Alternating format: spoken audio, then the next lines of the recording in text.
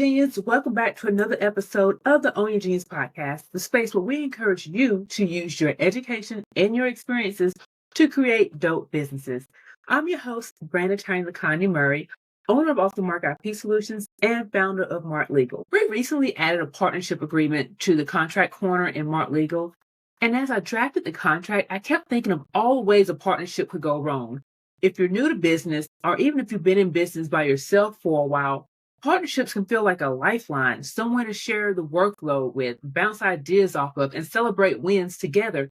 It's tempting, right? But before you sign on that dotted line or shake hands at the coffee shop, let's get real about what it takes to build a partnership that protects not just your business, but your peace of mind. And I get it. Stepping out of a secure job into the world of entrepreneurship is exciting and it's scary, and you want allies, you want total support.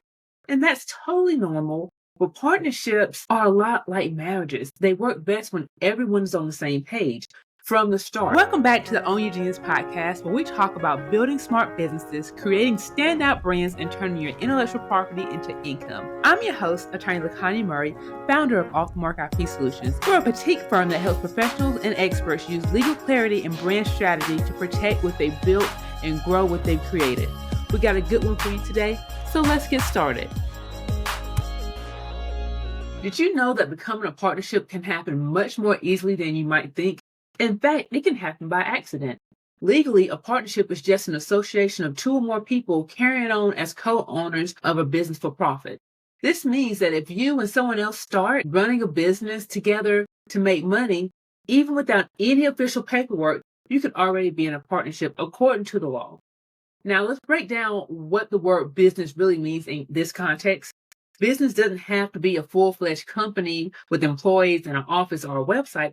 It can be as simple as selling crafts at the local market, hosting workshops for a fee, or offering consulting services together. If you and another person are joining forces to provide a product or a service and you expect to earn money, you're engaging in business activity, even if it feels informal or even if it's temporary. And here's what counts as a partnership. Two or more people, you and at least one other person agree to work together in business. Co-ownership, both of you share management and decisions about the business. The profit motive, you are trying to earn money, not just working for fun. And mutual agency, each partner can make decisions and sign contracts that bind the whole partnership.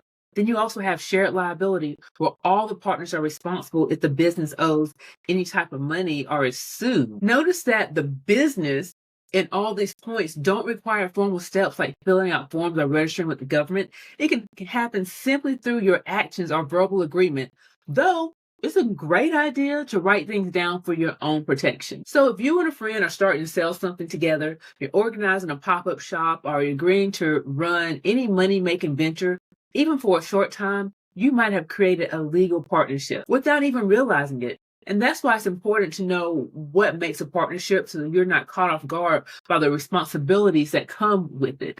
Before jumping into a partnership, you want to pause and ask yourself a few tough questions. How well do you really know your partner's work style and their values? What happens if one of you wants out or if you disagree on a big decision? The financial risk and emotional stakes can be high, especially when your livelihood and your reputation are on the line. Due diligence isn't just about numbers, it's about understanding motivations, communication styles, and shared goals. A partnership can amplify your strengths, but it can also magnify your weaknesses. So how do you protect yourself from these potential pitfalls? The answer lies in preparation. One of the most effective ways to safeguard your interests and set clear expectations is by putting together a solid partnership agreement. This agreement doesn't just cover the legal basics. It serves as your roadmap for handling challenges, resolving disputes, and ensuring both partners know where they stand. Here are some essential clauses that every partnership agreement should include. No jargon, just the basics to keep you safe. So first of all, you want to talk about ownership structure. Who owns what percentage of the business? Make it clear from day one. Roles and responsibilities. You want to spell out who's doing what. Ambiguity is the enemy of harmony. Decision making. How will you make major decisions? Is it unanimous? Is it majority vote? Or is it something else? How are earnings divided? What happens if the business takes a loss? Intellectual property ownership. Decide who owns any creations, trademarks, copyrights, and inventions developed during the partnership. Will the business hold these assets or will they belong to the individual partners? What if the partner enter into the partnership with these assets?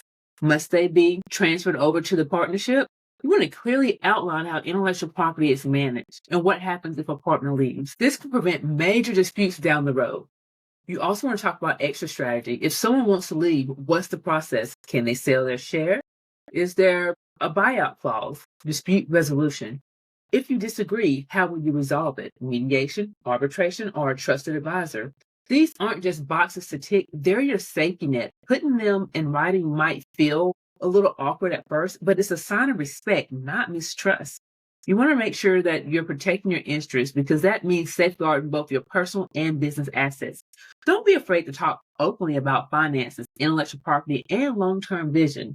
You want to schedule regular check-ins to review your agreement and your partnership's health. Transparent communication is the best defense, and if something feels off, address it early. Remember, your business is an extension of your dreams. Treat it with care.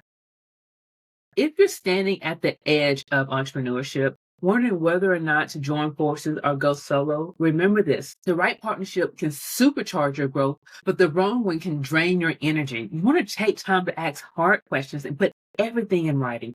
Trust your gut and protect your genius. You got this. Entrepreneurship is a journey, and every step you take should move you closer to the business and the life that you want.